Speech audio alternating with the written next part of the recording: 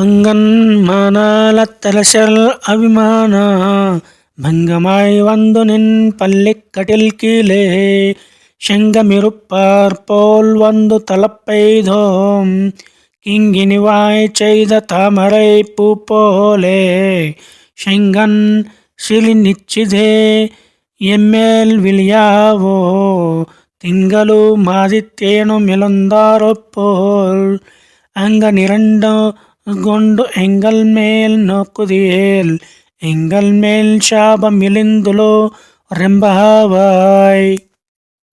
ఈ సుందర సువిశాలమైన భూమిని ఏకఛత్రాధిపత్యముగా నిలిన రాజులందరూ తమకు ఎదురు ఎవ్వరూ లేరను అహంకారమును వీడి అభిమానులై నీ శరణు చొచ్చలి అనన్య శరణాగతిని చేయుచు నీ సింహాసనము క్రింద గుంపులు గుంపులుగా చేరినట్లు మేమును అనన్య ప్రయోజనలమై వారి వలె నీ శరణు చొచ్చినాము.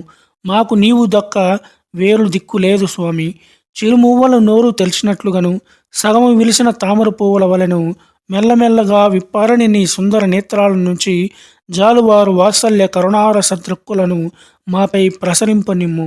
సూర్యచంద్రులు హెజలించినట్లు కనిపించు నీ కనుదోయి నుంచి జాలువారే కరుణా వాత్సల్యం రసదృక్కులు మాపై ప్రసరించినచో మా కర్మబంధములని తొలగిపోవును కనుక మా కర్మబంధములు తొలగుగానే మేము నిన్ను చేరుకొందము కదా. మా వ్రతమునకు పొందవలసిన ఫలము కూడా ఇదియే కదా అని ఆండాళ్ తల్లి కర్మబంధం తొలగితే ముక్తి లభిస్తుందని తెలియజేస్తుంది.